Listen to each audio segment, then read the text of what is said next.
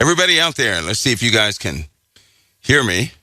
You guys have to forgive me. I'm spent.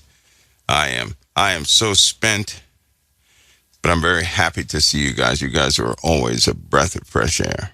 Always.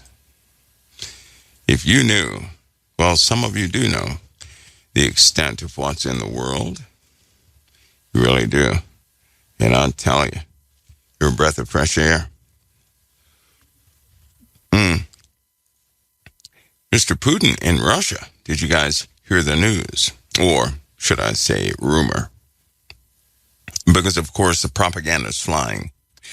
And although Russia is, or Putin himself has made a comment that everybody has run away with, I want to remind you, similar comments were made exactly, well, I can't say exactly, but let's just say hundreds of comments were made like that in the past. It did not result in peace. But I have something to share with you guys. And I have a small part in prophecy. I want to share with you guys. I want to share it with you guys because at some point we'll entertain it. But it has to do with a prophecy that matches certain statements in the book of Jeremiah. It's found in Esdras, of course, and it speaks about the sun suddenly shining at night. Have you guys ever read that? How that the sun will suddenly shine at night.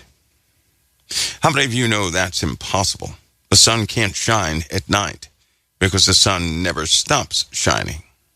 It's just that the earth has turned away from it. It's kind of like you, if you were looking directly into a flashlight, but then you turned around 180 degrees, you would no longer see that light. So it's impossible for the sun to suddenly shine forth. But there is something else. You guys remember in the 80s what happened in Little Rock? Near Little Rock, Arkansas, but it was in Arkansas nonetheless, in Damascus. Do you guys remember the nuclear, the ICBM that exploded in the silo? Do you guys remember that? It was a big event back then. Anyway, you know what they described that as? They described that, and not only them, but if you go historically and look at some of the results of nuclear explosions, they will all tell you the same thing. Also, if you have heard a person describe what it looks like during a nuclear explosion or a big explosion, it looks like the sun suddenly shining at night. That big of an explosion. Now, for Esdras to have said this, or for it to be explained to mankind so we would comprehend it, that's a really good description of a nuclear weapon. And the problem is, for example, the USA. How many nuclear weapons do you guys you think the USA has? Not going to give some wild approximation. I'm going to give a low-end approximation. And then, of course, Russia, and so on and so forth. But you're talking about, in the world right now, there have to be, I'd say probably over 500,000, maybe a little under. I'm going to stay conservative. I'm going to say, let's just say we have 350,000 nuclear missiles, big ones, right? Now, if you guys remember back in the 80s when they were doing maintenance and all these things, especially when the reports were released, many people thought that we had possibly about 3,500 incidences with nuclear issues, nuclear weapons issues. The truth was, the USA had 135,000. Now, we're talking about close calls. We're not talking about, somebody hit a switch and the thing went off. No, we had 135,000 occasions where we could have lost 1/4 of the USA through a mishap dealing with nuclear missiles, nuclear warheads. Are you guys aware of that? And that was also a conservative number. Some of the reports, they stopped counting after that. It was a big stack. If it looked like it matched some of the first findings, but they did not. They kept everybody in the dark on this. Of course, they had to, because it was very dangerous. But they never stopped. The reports never stopped. The accidents never stopped.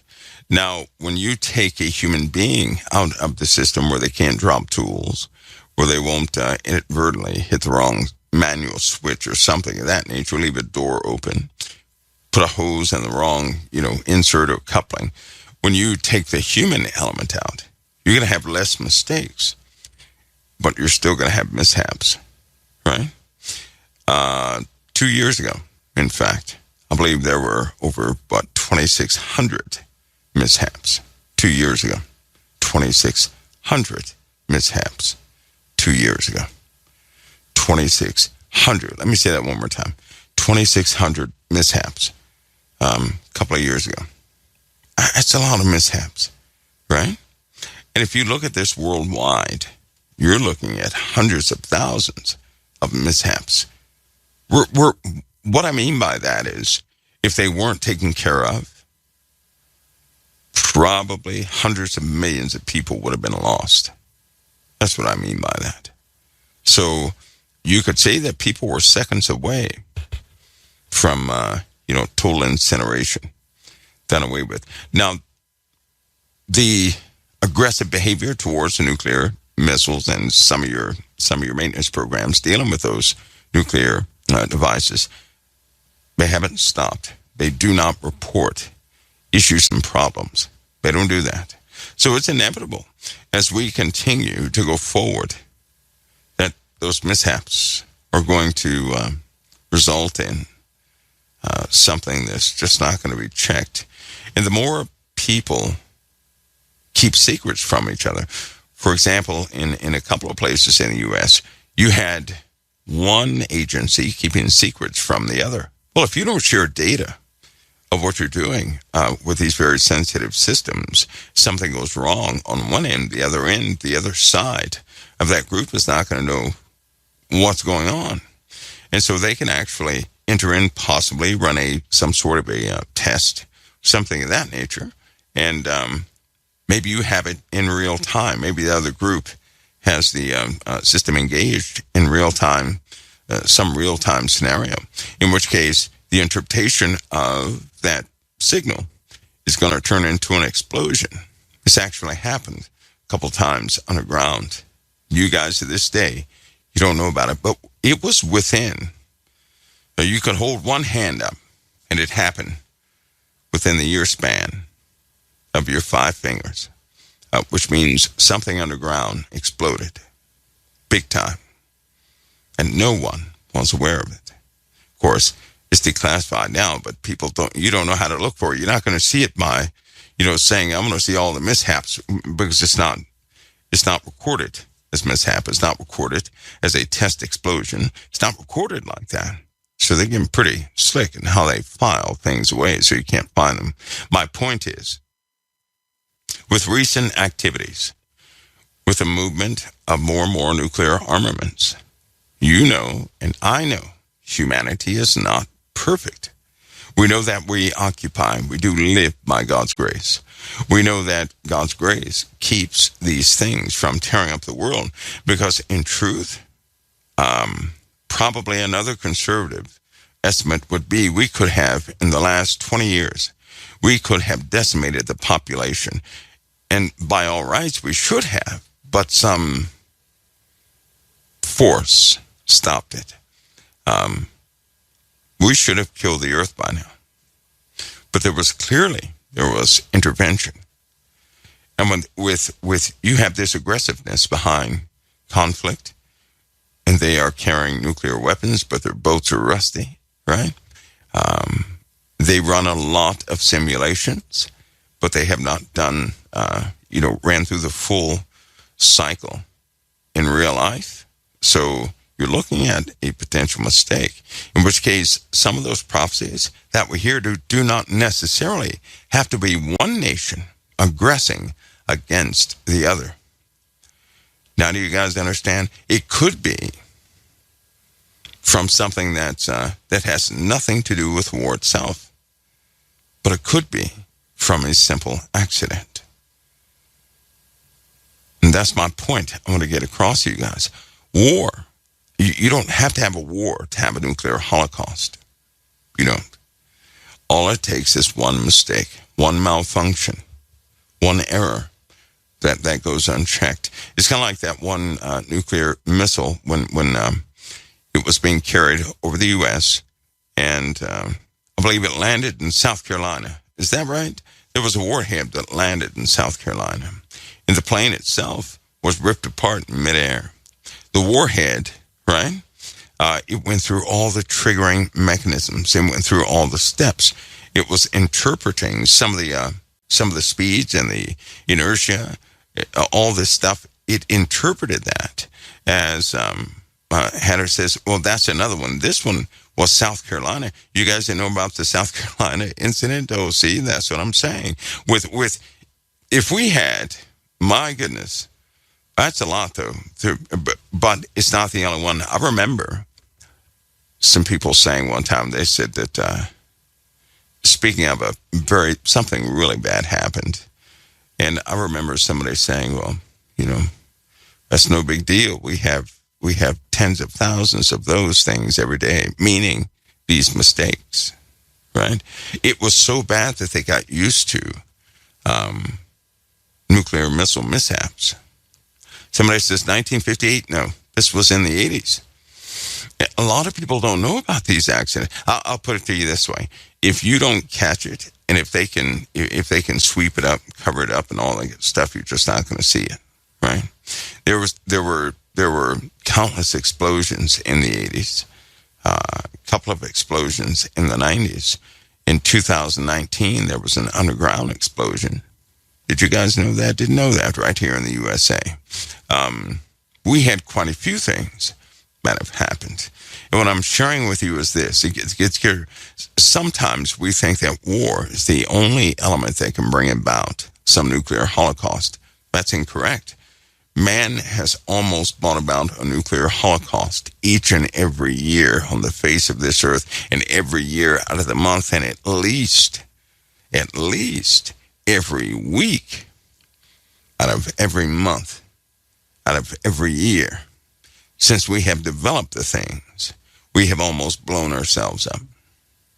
That goes for 2022. No doubt it will go for 2023. And it's nothing but sheer grace. The one that fell in North Carolina went through all the triggering mechanisms. One safety circuit did not fire. It dropped like a sledgehammer, buried itself in the ground. It did not go off. It didn't explode or anything. There was one, and there were two of them that did explode underneath the earth, but they did not go off. And the warhead was thrown up through the earth about 125 feet, then into the air, then out into the, some of the protected areas or some of the ranges. And it just sat there and it did not go off. It did not leak any radiation.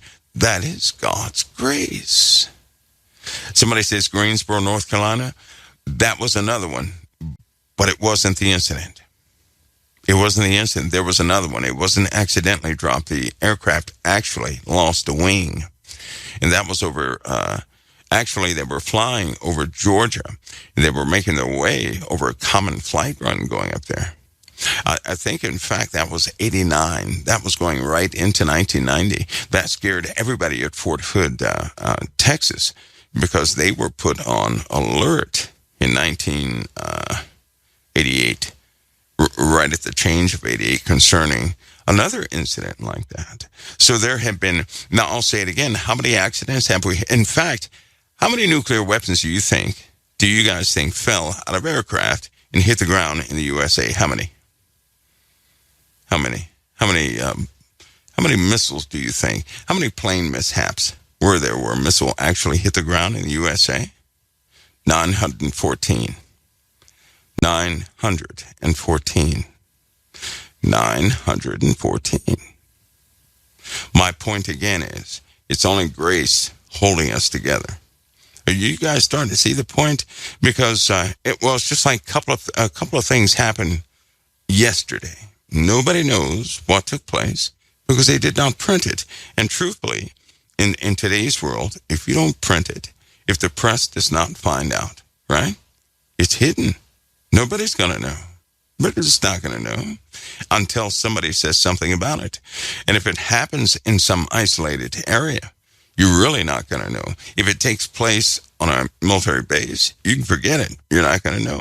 If it's not airborne where people can see it, you're just not going to know, right? But we're talking about things that can actually decimate the population here. And these things happen all the time.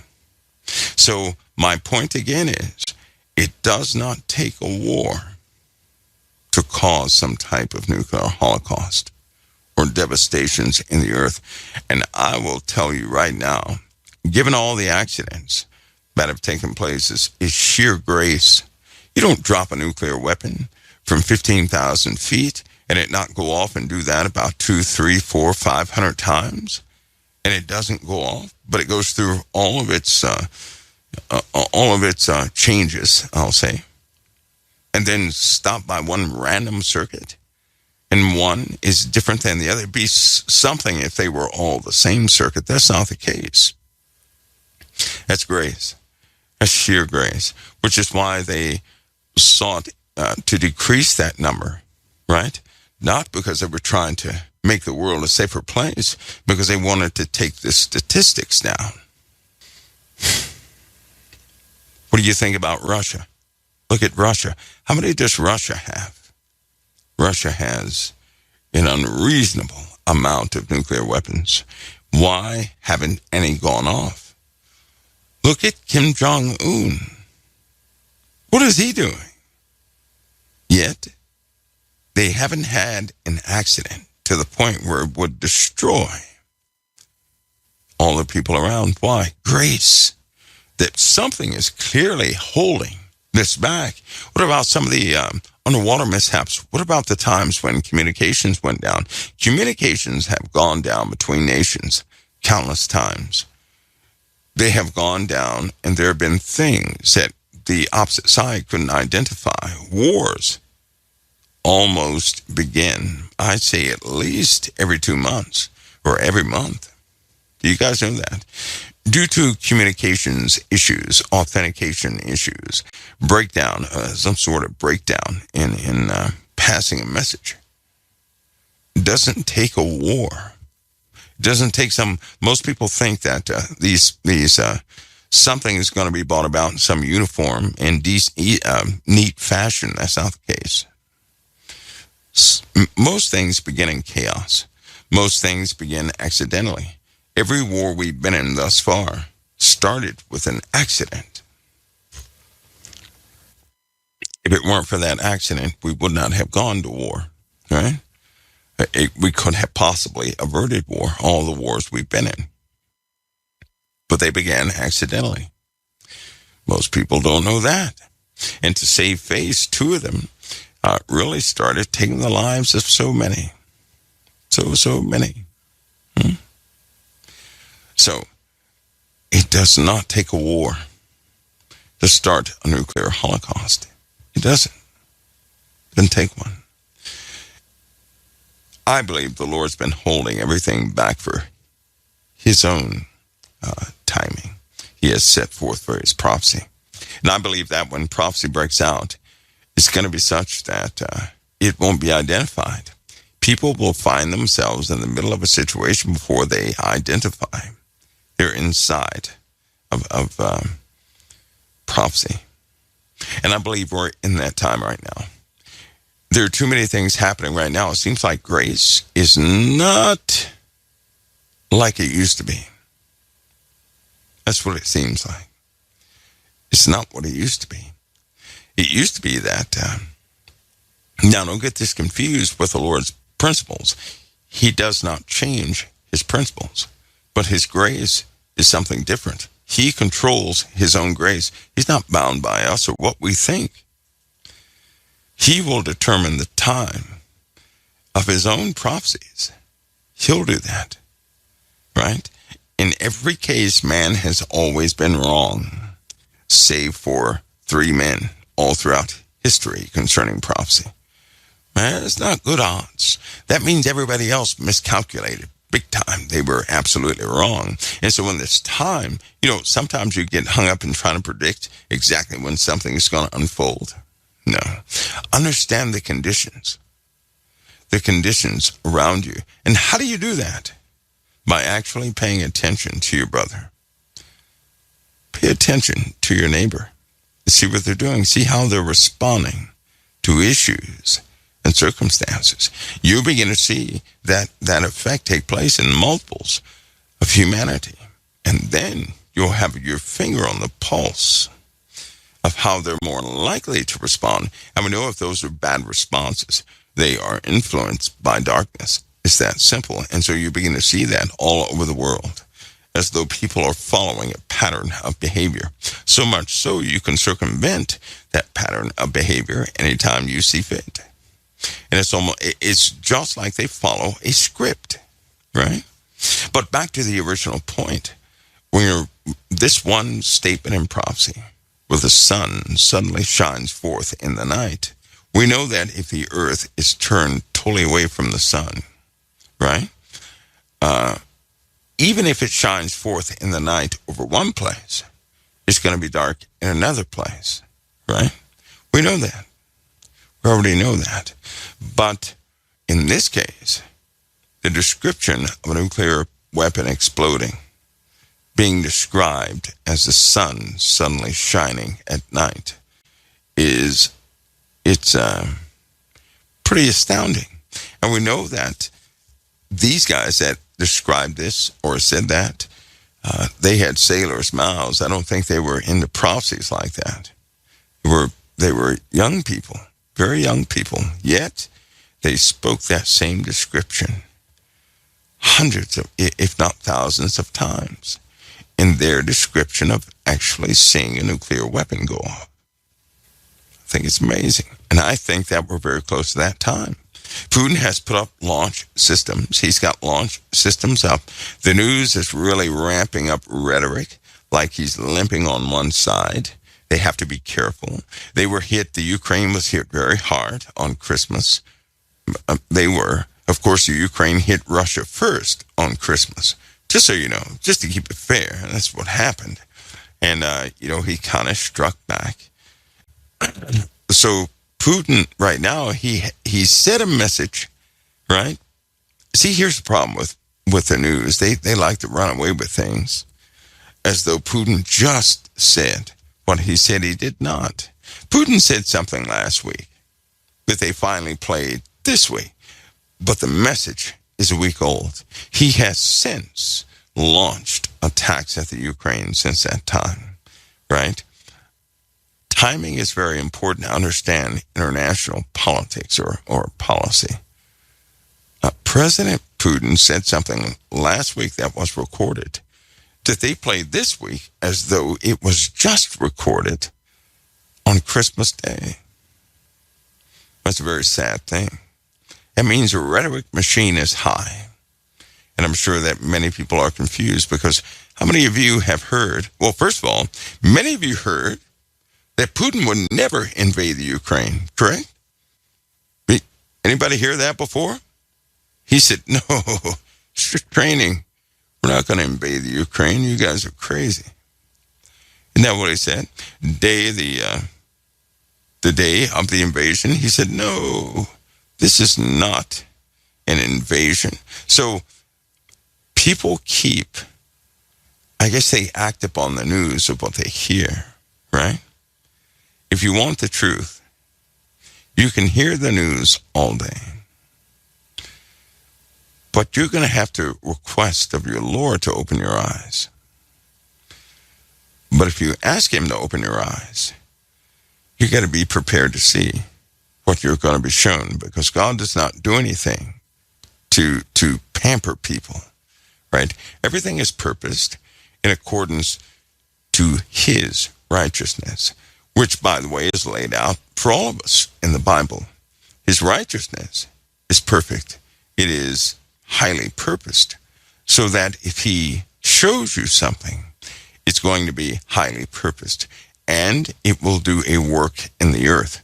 So you have to be prepared to receive that answer from him, not hear from him and then reject what he said, right? When you want to know the truth. Otherwise, you're going to be stuck with propaganda. There were people, you guys remember all the people that fought me that one night? They were just writing and saying everything. They said, well, Putin once again didn't invade the Ukraine and this, that. They were saying all sorts of things, right? Then, of course, they said, do you still believe he's going to invade the Ukraine? Yes, I do. By that time, I think that a lot of people said, no, I don't think he's going to do it. Remember the experts? They popped out. No, I don't think he's going to do it. I think he learned his lesson from Crimea. What lesson? And then I believe that Pastor Paul asked me, he said, Mike, do you think he's still going to invade the Ukraine? Yes, I do. I know he's going to invade it. Now, we don't discern the heart of another person. We don't do that. But you know what? We're children of the Most High. We do not have to speculate or theorize. We don't. I mean, you can if you want to, but you don't have to.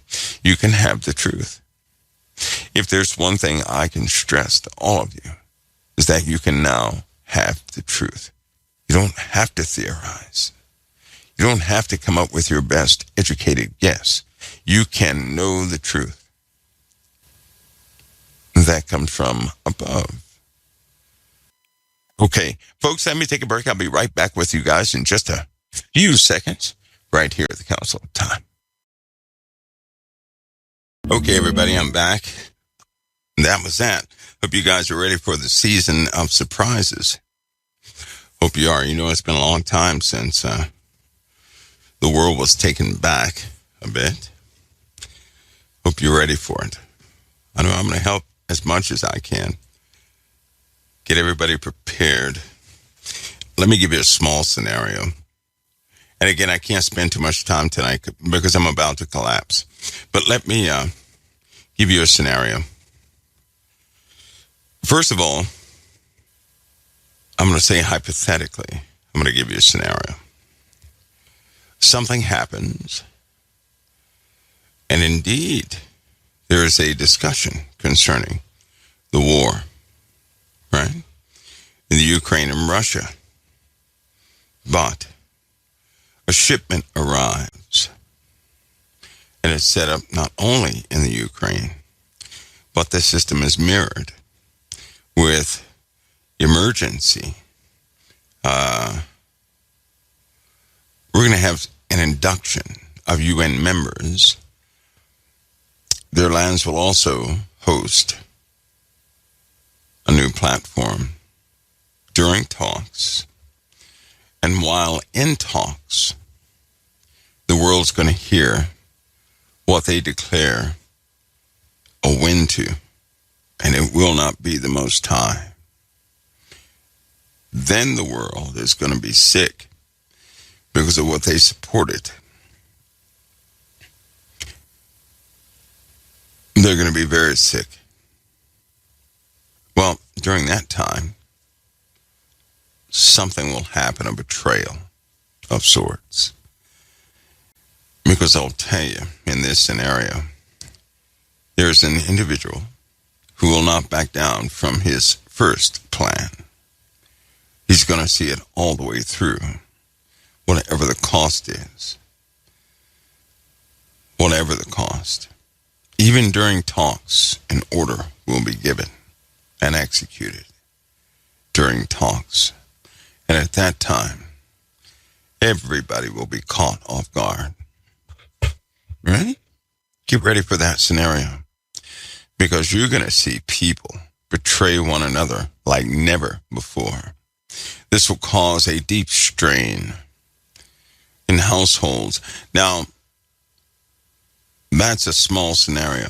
I want you to keep your eyes open for. Ultimate and very dangerous weapons will likely be used soon enough. But during that time, many will be worn out because they won't know what to trust, what to listen to. They won't trust the rhetoric anymore because they're going to come to a conclusion that the rhetoric is not consistent with what they're seeing. Then when they get tired, when people get tired of switching sides, they're going to finally start to look upon, those close to them. But by that time, the strain will have taken its toll. Many will be against each other. Many will be caught off guard because many will not prepare. They won't prepare for the inevitable. You see, people are about to be sidetracked, thinking that somehow someone has found some sort of solution. And of course, I trust prophecy. I do. I don't trust man's timing. I do trust the Lord's, what he gives spiritually. And I know that whenever humanity finds comfort in humanity, you better look out. It'd be different if they found comfort in the Most High, but that's not what's going to happen. They won't find comfort in the Most High. In fact, you'll likely not hear anything about the Most High, but you will hear men elevate men. That's what you'll hear. When that happens, they're also going to give homage, and they're going to pay tribute to something. It's going to make a lot of people sick. I had hoped that people would have learned their lesson of praising man for things and just skipping God altogether. We look at each other. Every time I look at a person, I can't believe the perfection involved in a human being. And there's no way I will ever believe the evolution story.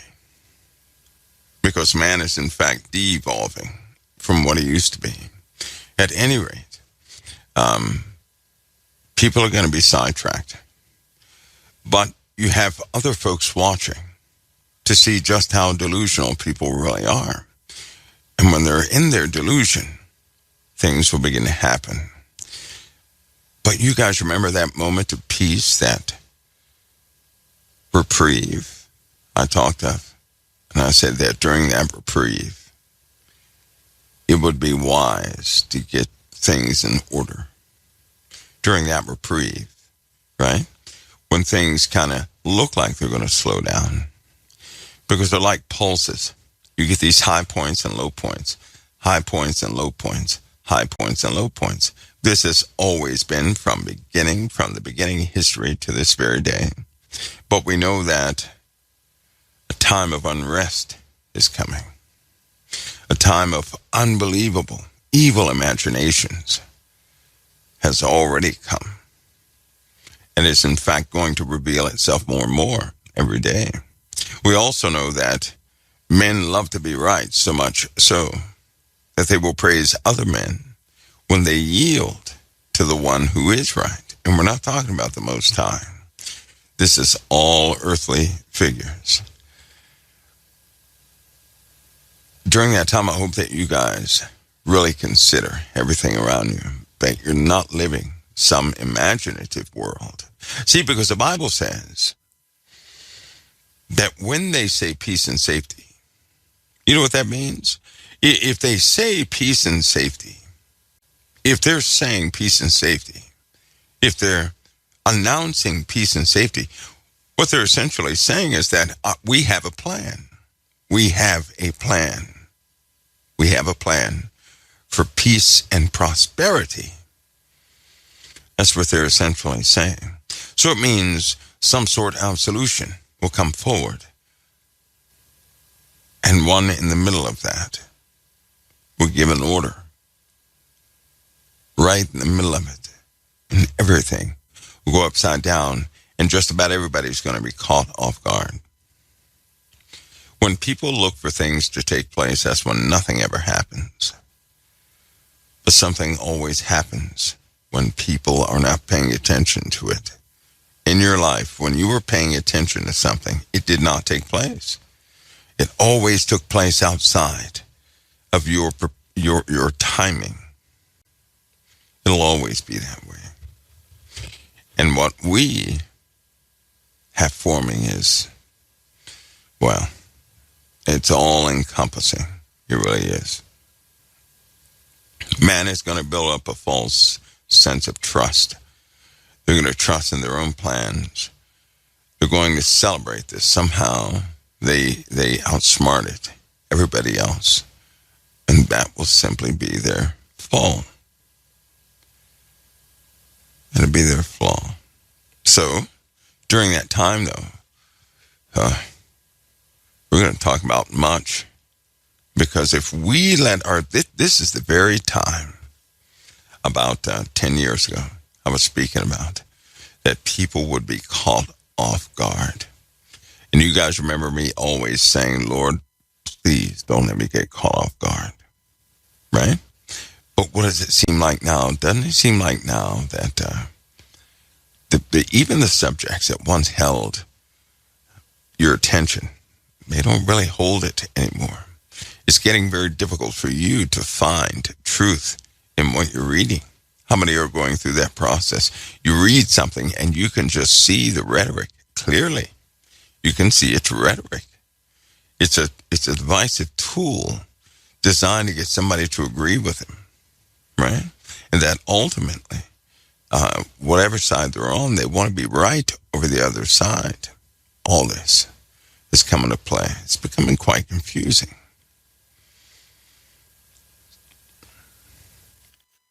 And I just wonder how many people are talking about the fuel. Because even right now, we have a fuel problem. Anybody read anything about the fuel as of late? Anybody? We have a fuel issue, and nobody is saying a word. Every single time we start looking in one direction, something we never looked at hits us every single time. And it's good to be sober in these days for those reasons. Get ready. We're going to get ready here. From celestial happenings to actual multiple impacts. Lots of things we're going to get ready for. Now, it's going to sound outrageous sometimes, but I'm not here to be accepted by everybody. I'm here to do exactly what the Lord put me here to do. And that's precisely what I'm going to do. I don't know about you guys, but I don't like to be caught unaware. And we were warned, weren't we? Not to let the Lord come back and catch us unaware. And in fact, those who are separated from him, he said those are the ones he'll come upon in an hour they're not thinking of. Right? He'll be to them like a real thief, but not to us. Why? Because, if you stick around, you're going to be ready always. Always. That means the truth has to be the center of our focus. Because if not, you'll drift in the rhetoric, in the propaganda of the world. All these distractions and mandates of the world. They're complicating the world so much. It's impossible for a person to see that they're an actual prisoner feeding a system that has a life of its own. You guys do know that, right? These systems have a life of their own. I'll show you how, right? If a person dies in leadership, the system says, well, put somebody else back in there, but the system continues to operate, correct? If somebody passes away, if a group passes away, they are replaced, aren't they? So the systems have a life of their own. They demand that their slots be filled all the time, whether we like it or not. These systems, they will always have somebody that will be there to feed it, right? Always. So they are deeply embedded. It's something people are going to have to deal with, but they're becoming more and more chaotic. They're not as organized as they once were. They're going off the rails in the wrong way, right? It's kind of like the rule of law. Now, we have laws that are absolutely grotesque. The rule of law, we have laws that are grotesque. We have laws that are an abomination to the kingdom of God. We have laws that fly in the face of everything. And do you guys know something? Yeah, I'm going to share this with you. You guys know that term, separation of church and state. You guys know that term, right? Do you guys know, well, it's even hard to say. I think people need to investigate that, really look into that, because what we have right now is almost like a spirit is protecting some of the vileness of the American system. The European system is protecting the vileness of it. It is protecting it and daring anybody to go against it. It is so incredibly, we're so distant from the truth of what was initially meant, and now we live by it. You know, we live by all these false things. If the premise of something, if something is not real, yet we continue to build, we're going to have a vulnerability in the final product, and it's going to collapse. This is what we'll see. We're going to start seeing a lot of things collapse. We're just in that time. And of course, that's going to be time to geological, celestial, atmospheric happenings, mental happenings in mankind. Also, I want to share something else with you. The prophecies concerning war and wars that are coming up, they're going to be brutal, and they have been brutal. Wars are brutal, period. But more than that, they scar people who start movements.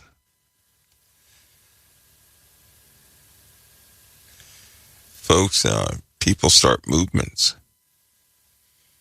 out of things, and then when those movements have begun, they take on a life of their own, causing more and more division in the home, which is where the real attack is. The ultimate target is you, what you believe in, to cause you to keep your Christianity in your pocket and not dare show it in public. But I have to remind you what the Lord said. Yeah. Folks, we have to get ready for that. It means getting your families ready. Also, do you guys know they're about to, they have a recall list.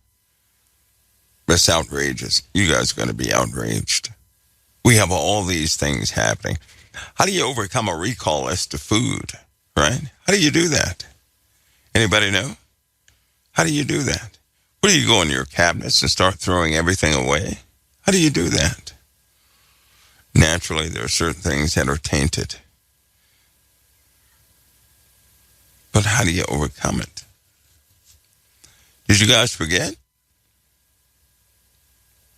Anybody? Somebody say it quick. Wait a minute. I can't see Mixler anymore. Something happened to you guys. Let's see.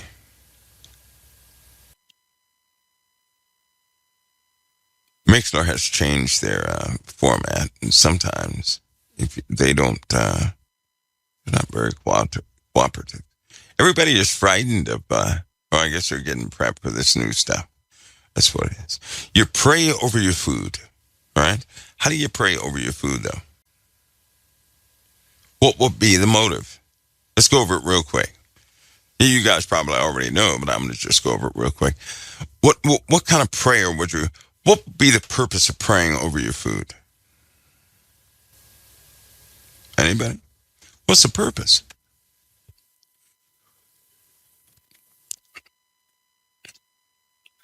Some people would pray over their food so their food would just not be bad, right? Some people are bad cooks, in which case they'll pray over the food. How about this? I'll share with you why I pray over my food. You guys should know this by now if you've been in COT for a while, but I pray over my food, right? that it nourish this body, that I may serve the Lord. I have a clause in that prayer. But in fact, in every prayer that I have, there's a clause that as I'm serving the Lord, I desire the Lord to prepare the way for me, right? If I'm not going to serve the Lord, I do not want the Lord to prepare anything before me. Do you know why? Because I never want the way to damnation encouraged in my life. That would be an absolute disgrace for the Lord to bless me in an area that would take me right to damnation itself. So I have a clause in there, kind of like Jesus put a clause in the Lord's Prayer. Forgive us our sins as we forgive our debtors. So in the Lord's Prayer, if you don't forgive those who owe you an apology or owe you something, your Father in heaven will not forgive you.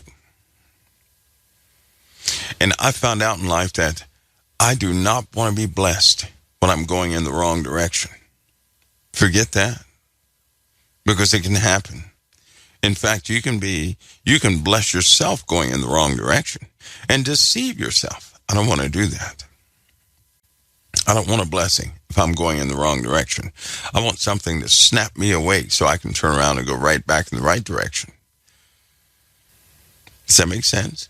So with food,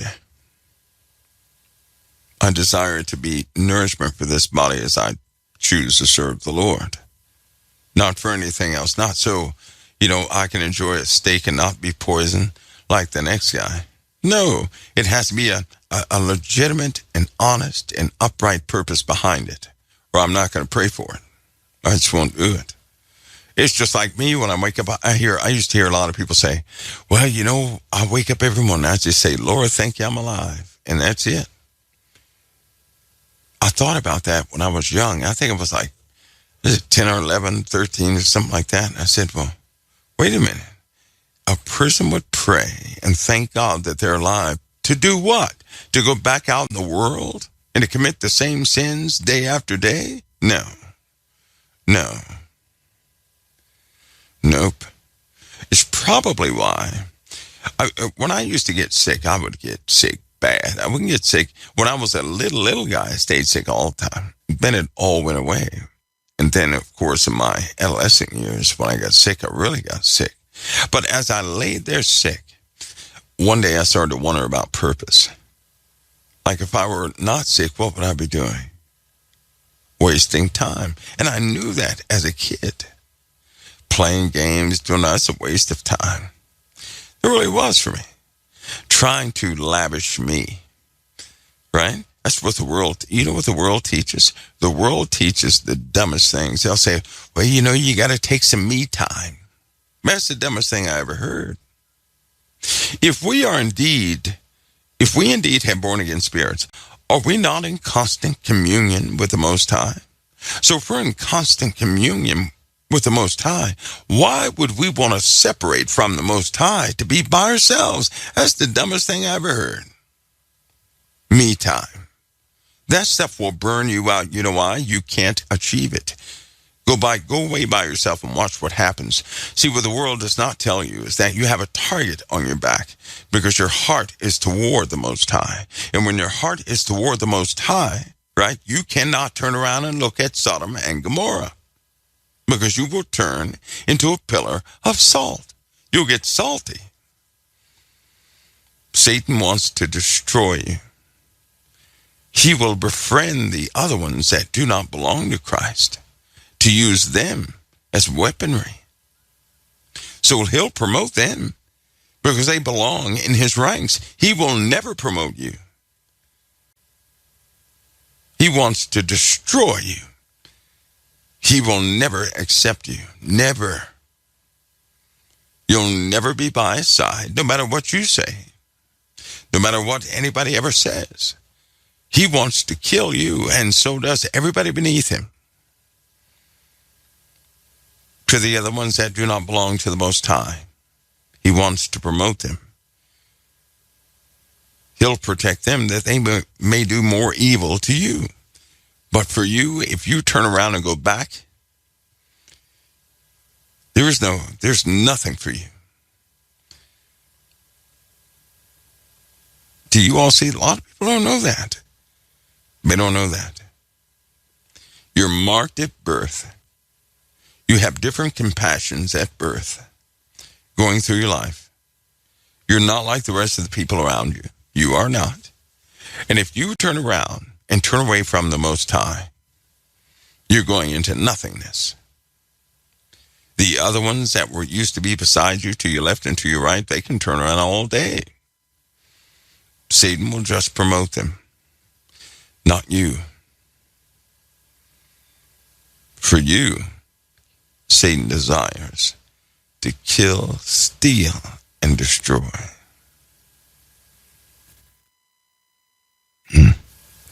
Well, hopefully you guys got that little part. Hopefully. Because there is no going back. And as we endeavor, as we get closer to these days that are coming, these things that are coming, you're going to find out, if you could just look at people in the world, right? When they start doing evil things, if they get promoted, those are the ones who are those are not. They are by no means the good ones. Actually, a person who is marked for the Lord, they cannot embed themselves in the world unless they be assigned a specific place. You know what that means?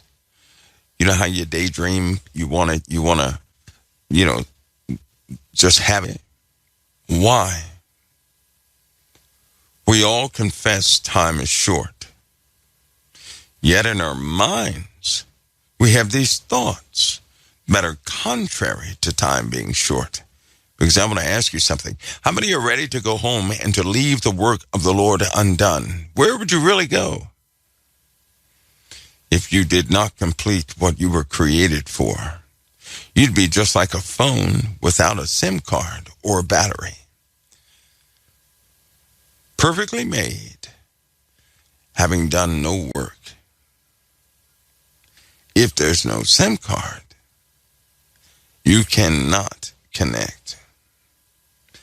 If the Wi-Fi is gone, it's just a piece of plastic and sand. That's the truth of it. We have to be careful in these days. We do. We do. It's going to take a lot of basics. A lot of basics. A whole bunch of basics. Because there are a lot of people. How many of you you're just unsettled? I'll put it this way, not unsettled. How many people lost their temper in the last month? Anybody? Lose your temper in the last month? Can I be a bit harsh? How many people reached a deep point of sadness in the last month? Because both are the same. Do you know that?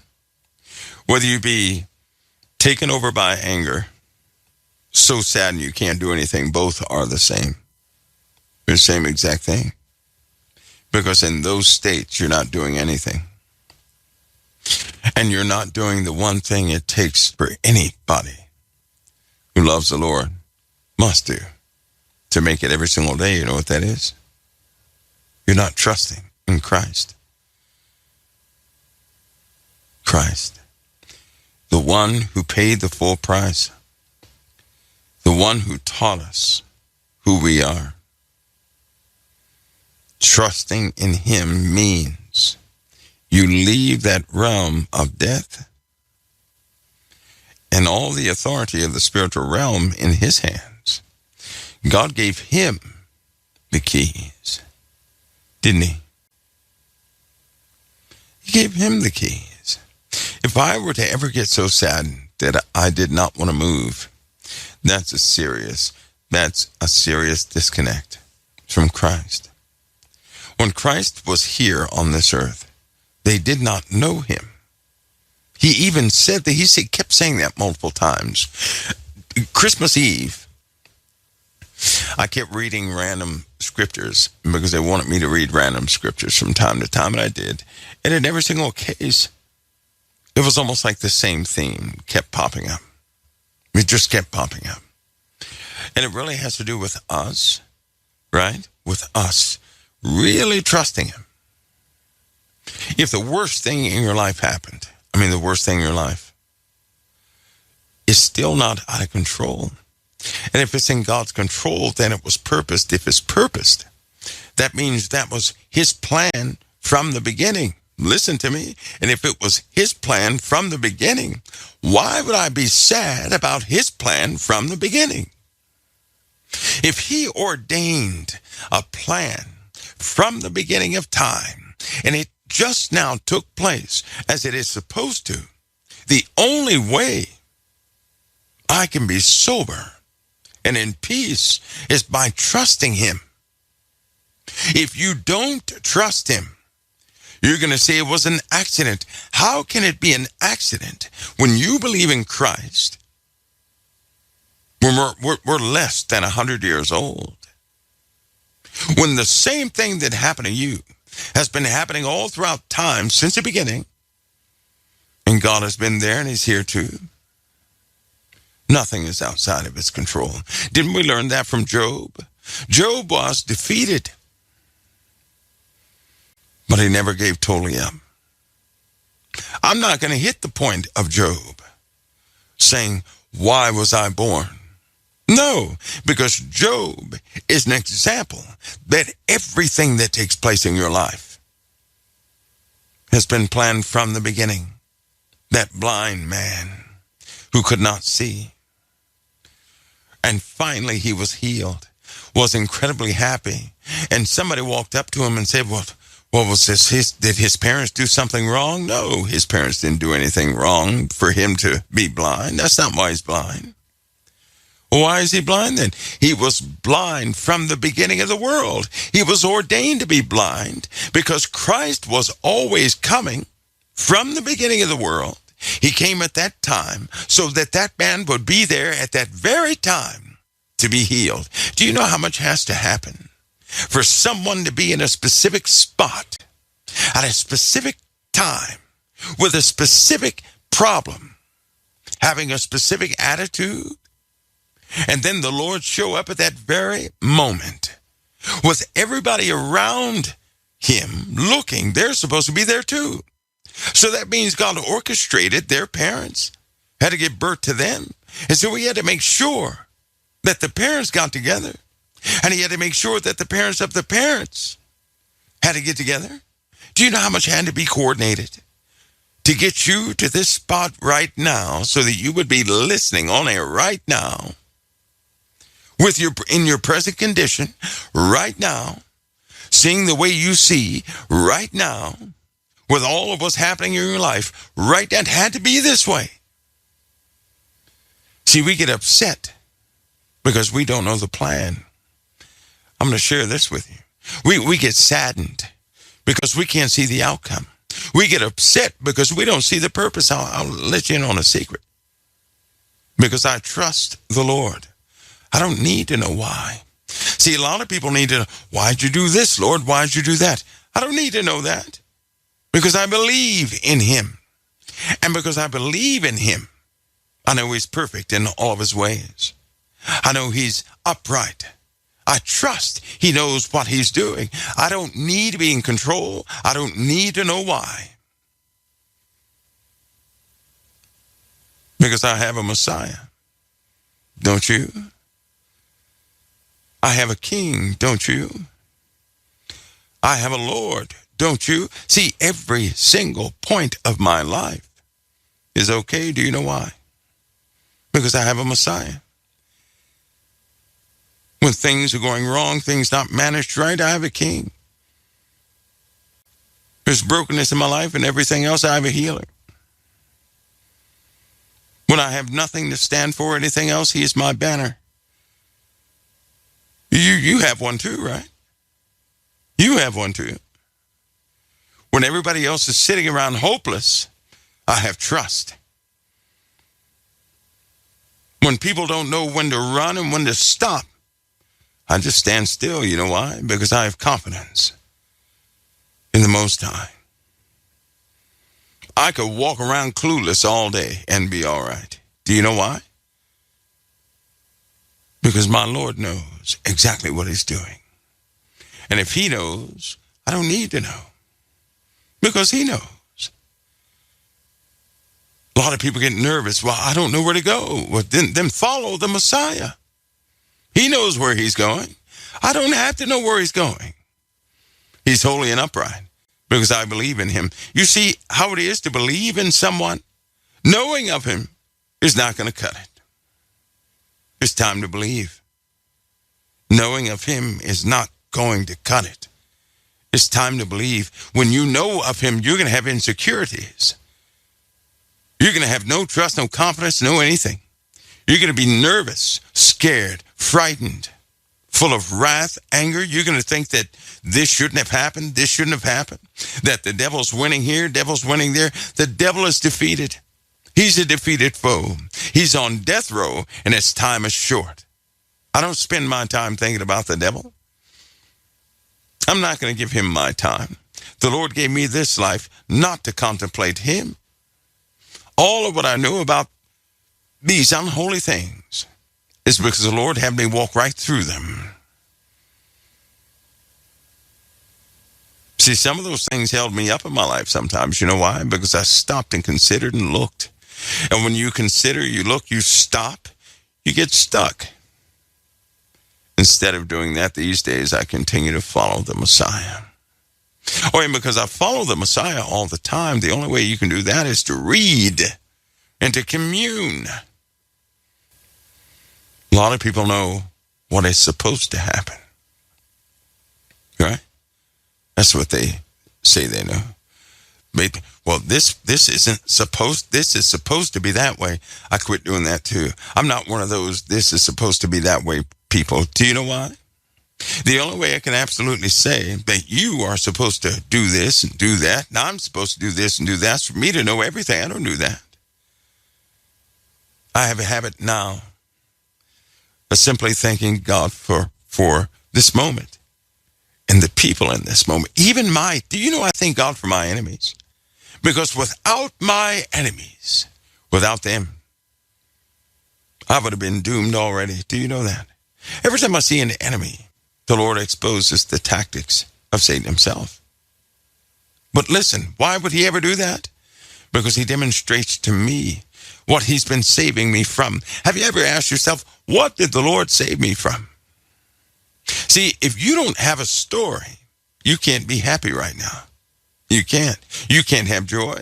You can't have happiness. You can't have anything because you'll feel like, boy, this is just a boring day. You have no idea what you've been saved from in this very day, do you? If you're lifeless, hopeless, sitting there and everything is dying all around you, that's because you're not thankful. If you're thankful, it's impossible to be dead at the same time, isn't it? Only the living can be thankful. The dead know nothing. Well, I'm sure I heard that before. Oh, yes, in the Bible.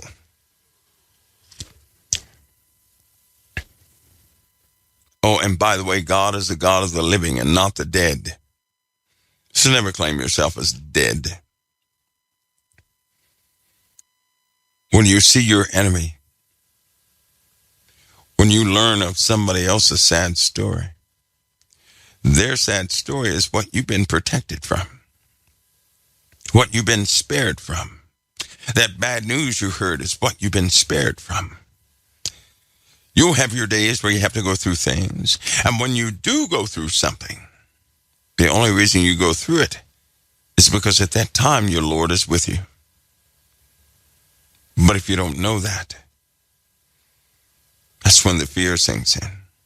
When you know the Lord is with you, and that's the only time you can actually go through something. Oh, see, that changes everything. What if you found out that in order to go through an issue or a problem or a circumstance, the Lord had to be with you, or you could not go through a problem, a circumstance, or an issue? Wouldn't that be something? That would change your life, wouldn't it? What if nothing bad could happen to you without the presence of the Messiah in your life and near you and paying attention to you? Huh? See, that's the difference between understanding principles and not even knowing about them. You can't go through anything lest the Messiah be right there. You can't, and you won't. But when you do go through something, who's there with you? The Messiah. Not because it mirrors the story with Peter and the apostles on the boat in the storm. No, it's because of a different principle. And we haven't gone over that yet. I guess that saying is true. Save the best for last. See, when you don't know these things, your day is different. You're simply in the flesh. When you do know these things, that's when you can be in spirit. You know that word inspired comes from the phrase in spirit. Did you know that? Inspired in spirit. They're one and the same. My inspiration is that all of you can see what I see. There's no way. See, you may think, well, Mike, the reason you are so uppity is because things are going right. No, they're not. If we could trade places right now, you would say, nope, Lord, put me back in my problem. I don't want that guy's stuff. You put me back in my issue. Let me deal with my stuff. I can't deal with that. What is he dealing with? What is that? That's what you would say. You would say, nope, I don't want that. The truth is,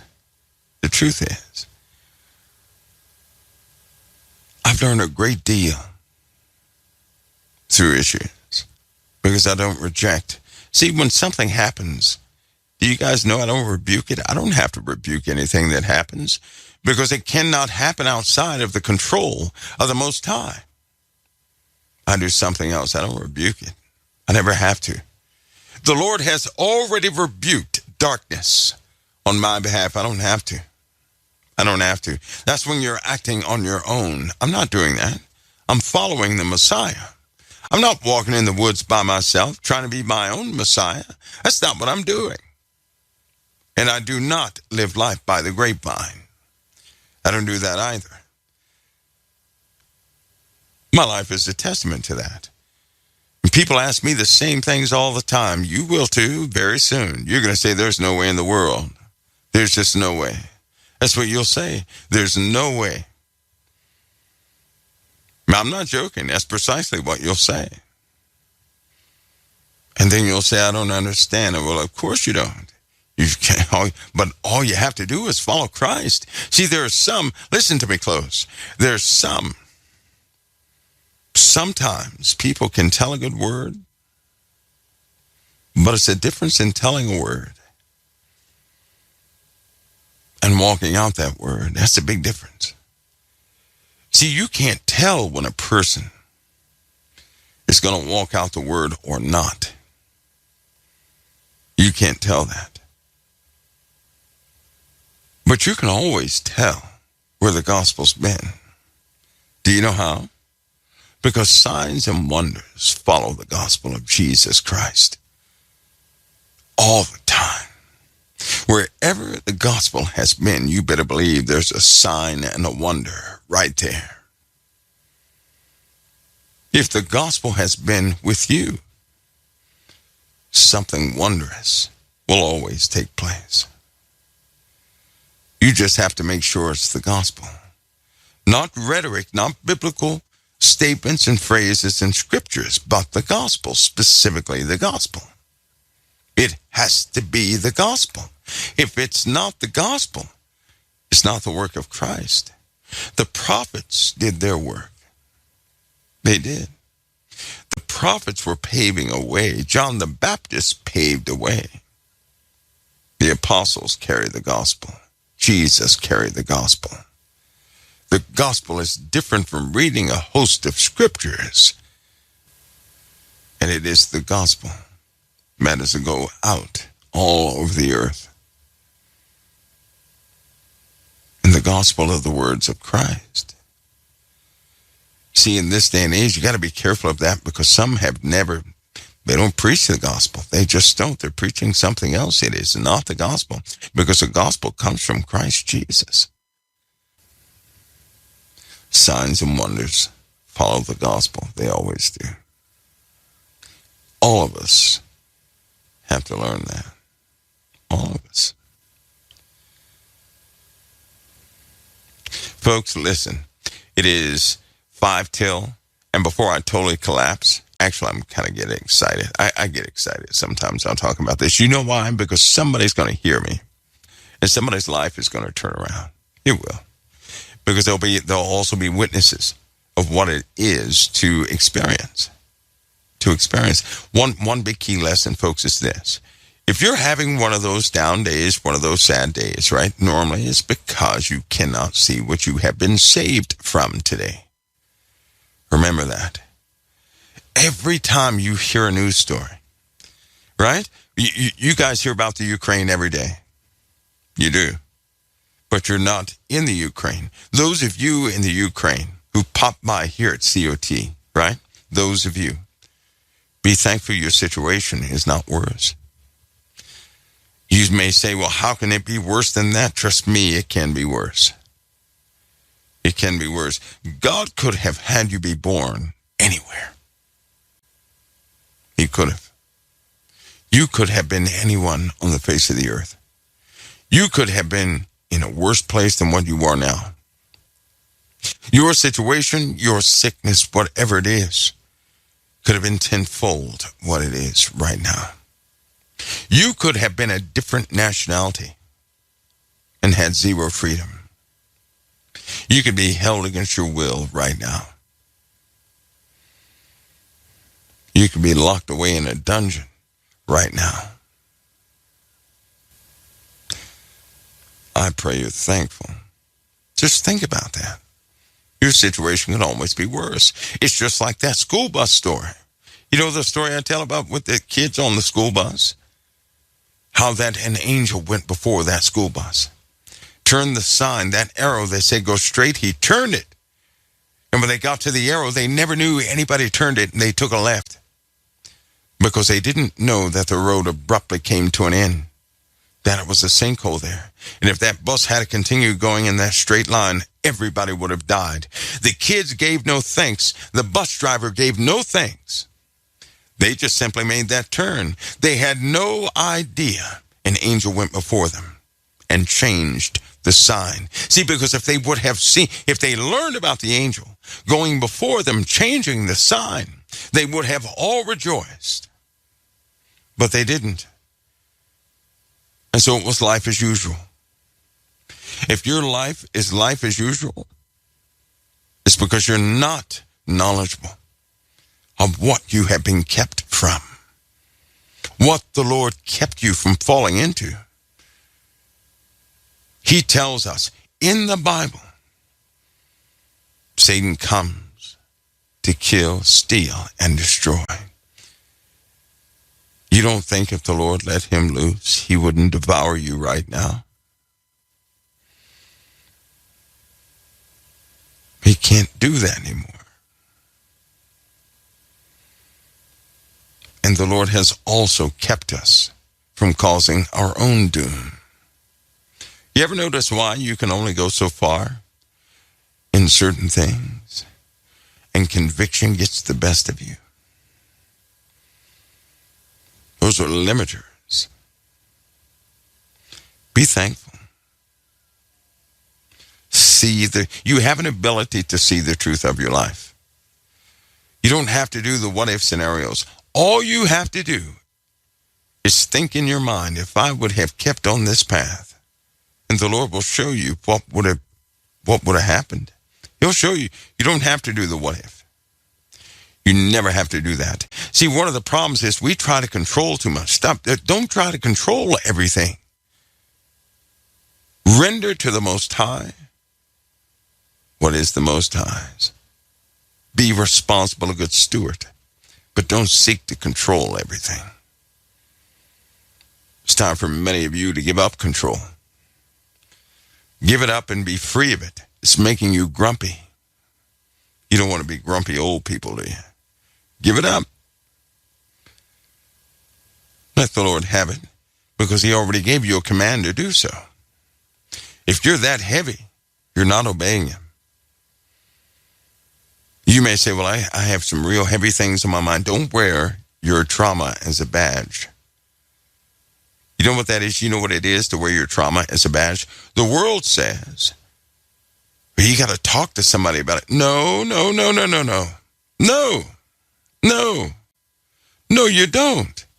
You know how people jump on the phone and they have to tell somebody something about their day because they'll explode inside if they don't? It's because they honestly believe they're going to feel better if they vent. Wrong. Venting is nothing but tale bearing. That other person on the opposite side of the phone cannot help you. You don't want the answer from them anyway. You're looking to share your sorrow with somebody else who can complement your sorrow because you will reject their counsel. Don't put somebody in that position. Take your issues to the Lord. Don't take it to your next door neighbor. Don't take it to Facebook. Take it to the Most High. And say, Lord, show me what to do. Show me what to do. Because how many people have talked about their problems to a friend that didn't even say a word? And then when they tried to tell you what to do, you can't even remember what they said. Huh? How many people just have to tell somebody else about what they just saw? Why do you think the Lord allows you to be put in those situations? He's giving you a chance and opportunity not to take that story to somebody else. The day you don't take it to somebody else is the day you have matured. The day you take it to Him is the day you're beginning to trust in an area you have never trusted Him in. Think about that. All these temptations in the world. What did Jesus tell us? He said, a man is drawn away and tempted of his own lust. You know what that means? You can only be drawn into something that's already within you, something that you already want to do. You have a desire to do it. You got to get rid of that desire. How do you break a desire? You take that whole desire not to your friends to corrupt them and everybody else. You take that to the Most High. You take it to the Lord. You take it to Him. You've never taken that to Him. How many of you went in your secret place and talked to the Lord just like you were talking to everybody on Facebook? See, we wouldn't do that, would we? You know what that means? Let me just be harsh. That means we're not real with the Lord. How many go pray with the Lord and then they start using the thous and the these, but they don't do that to their next door neighbor? When the Lord said, what you have done unto these, you have also done unto me. So we talk to the Lord with our perfect old English, but we talk to one another with slang and everything else. But let me tell you something. What is He receiving? He's receiving what you have talked to the other person about. You didn't know that? When we go to Him in a falsehood, He's not going to hear that because it's born out of hypocrisy. When we talk to somebody else, some other living being in the world, He's the recipient of our words, and He always will be. I want you to know that. That's your wife, that's your girlfriend, that's your children. See, that's a principle nobody ever covers. He is the recipient of everything you say to somebody else. That's why He said, do unto others, right? He said, do unto others as you would do unto me. In other words, He said, if you render servitude, render your servitude to another person as you would render servitude unto me. Because in truth, whatever you're doing for somebody else or against somebody else, you're doing for Christ or against Him. If you chew out your neighbor, you just chewed out Christ. Boy, that'll make you handle everything differently. Somebody asked me the other day, they said when they were talking to me because they were about to give up, they said, why do you fight so desperately when somebody's about to give up? And I told them about the cross. I thought about this one time. I said, what if Jesus, when He said, Father, why hast thou forsaken me? When He said, Father, if it be possible, take this cup from me. What was He thinking? What was He thinking? and we don't hear anything else. But there was also a part of him saying, no, we're going through with this. Don't you dare give up. Because it's all for them. Somebody fought the good fight. Christ fought the good fight. That was his nature of his flesh. The nature of his flesh was just like yours and just like mine. In the Bible, it says he was tempted in all points as we are, but without sin. That means the same thoughts were coming to his mind. Satan tried to play the same tricks, but his spirit rose up. That's the difference. That's the part that fights the good fight. That's when your flesh says, what's the point? And your spirit rises up and says, stand up and fight the good fight of faith.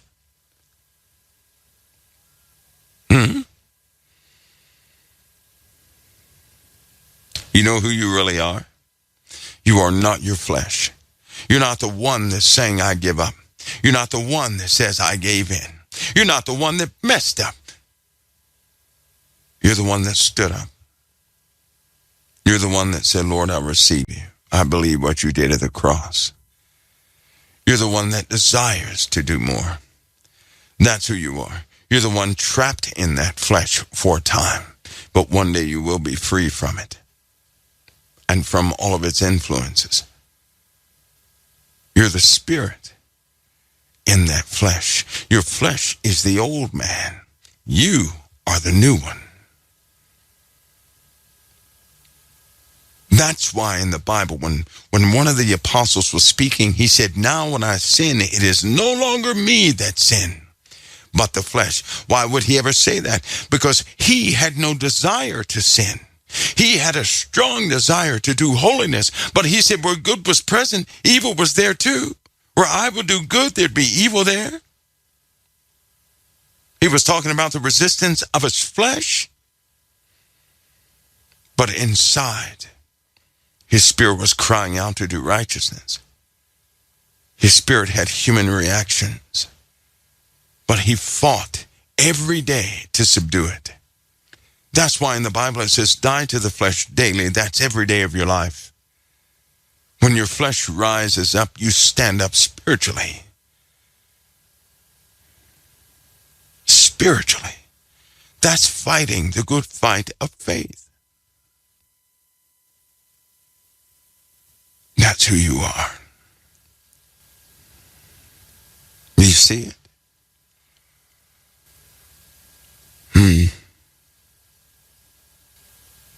We're going to start standing in this place. The adversary is going to lose. And you will not. Folks, we'll continue this within a study the next time. That's funny, you know, in the Bible, sometimes you can read through a whole chapter.